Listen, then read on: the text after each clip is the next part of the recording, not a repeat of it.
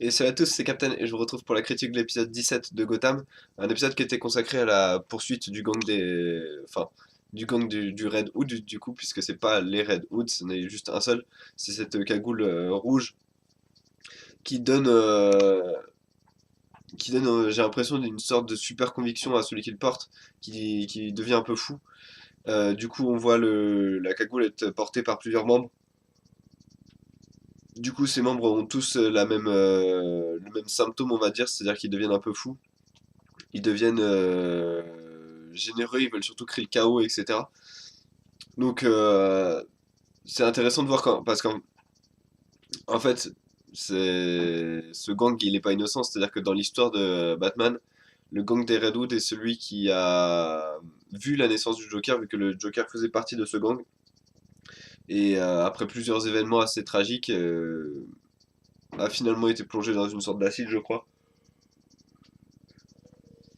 pour y voir son visage déformé et du coup devenir ensuite le Joker. Mais il est devenu le Joker, en gros, il a comment dire, son esprit a complètement pété un câble à cause des événements qui lui sont arrivés chez les Redwood. C'est en tout cas une des origines, peut-être la plus connue du Joker, mais il y en a beaucoup d'autres. Et honnêtement, je vais spoiler un peu parce qu'à la fin, la cagoule arrive complètement par hasard d'ailleurs, alors que les flics l'ont. C'est une pièce à conviction. Ils le laissent comme ça sur le trottoir pour qu'un petit, comme ça, la récupère et du coup pointe les flics du doigt, etc. La fin de l'épisode, j'ai trouvé que si c'était vraiment le début du Joker, si c'est comme ça qu'ils voulaient faire le Joker, c'est vraiment pourri.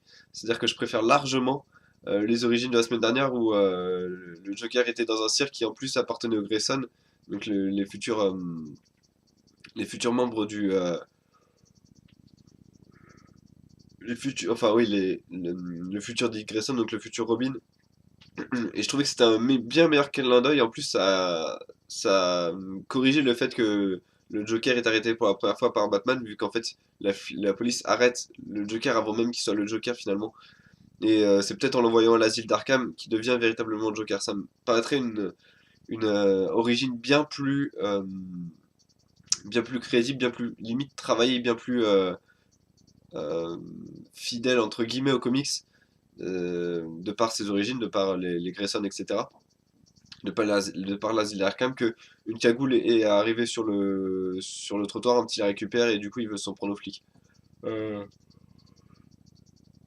Si c'est ça les origines du Joker, honnêtement, je vais vraiment rester de marbre et ça va vraiment pas me plaire parce que je trouve, voilà, je trouve que c'est vraiment trop cheap comme origine quoi.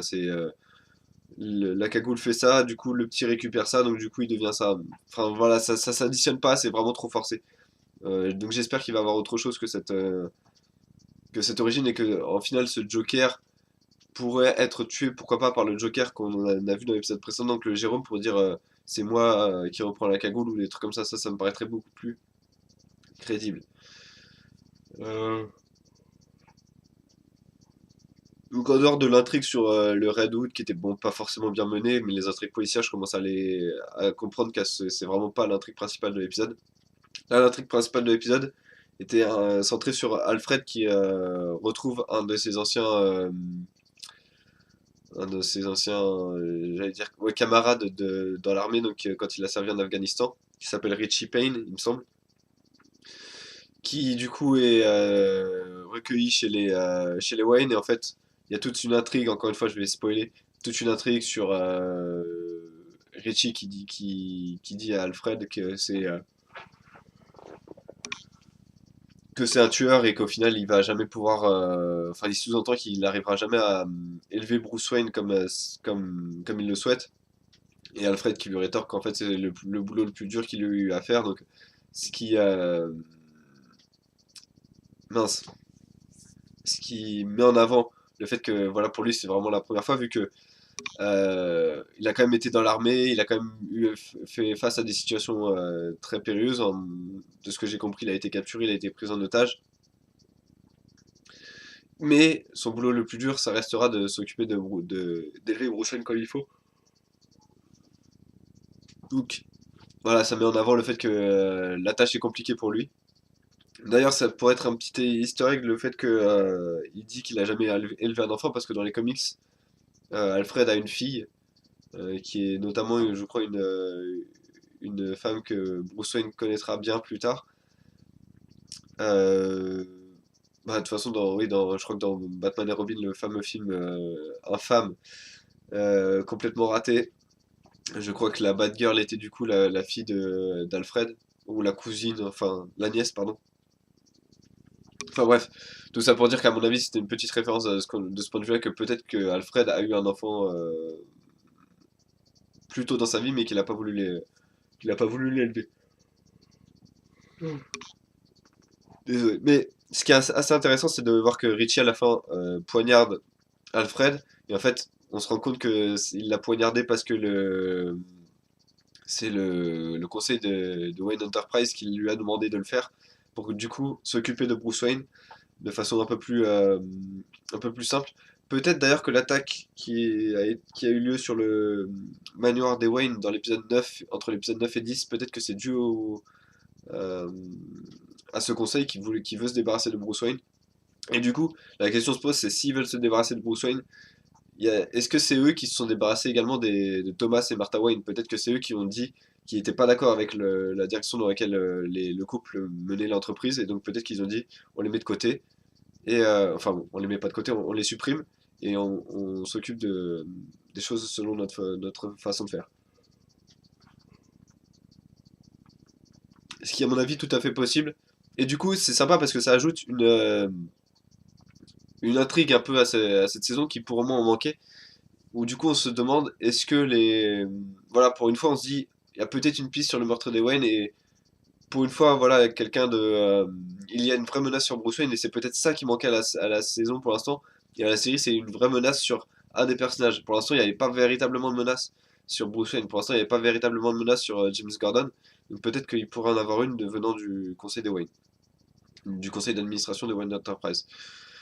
À côté de ça, donc on a les scènes absolument inutiles sur Barbara Gordon, on va passer, ça sert à rien. Cette scène se répète quasiment toutes les semaines maintenant et elle apporte rien, donc on passe.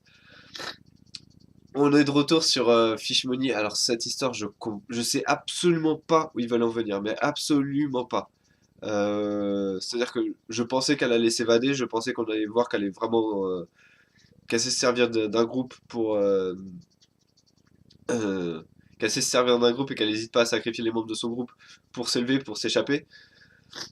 Là, elle est face à un mec qui travaille pour le Dollmaker. Le Dollmaker, il me semble qu'on l'avait vu dans l'épisode de. Je sais plus lequel, c'était 3 ou 4 avec Selina Kyle. Il me semble que c'était des enfants qui étaient envoyés pour des expériences du Dollmaker. Donc c'est encore une fois un ennemi récurrent de la saison 1.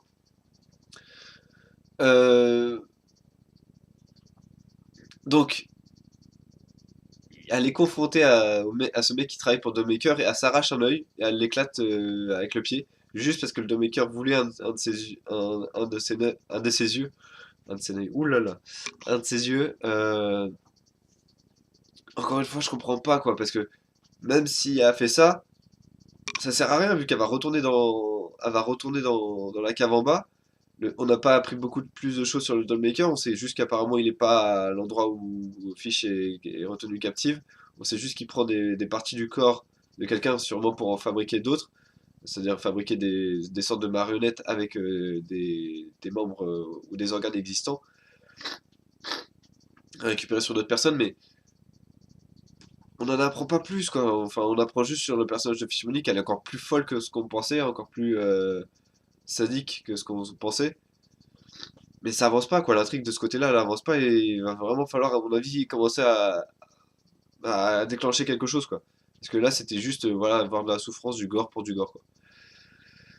Donc en dehors de ça, on a le pingouin qui a encore du mal à gérer son club. Du coup, là, c'est l'alcool qui lui était interdit par Maroni, etc. Bon, Batch réussit à en récupérer grâce à l'aide enfin, de personnes qui l'a déguisé en flic. Bon, bref. L'intrigue, encore une fois, de ce côté n'était pas très intéressante. Donc je vais mettre, à cet épisode, je vais mettre un 7 sur 10 parce que si c'est les origines du Joker, ça me plaît pas.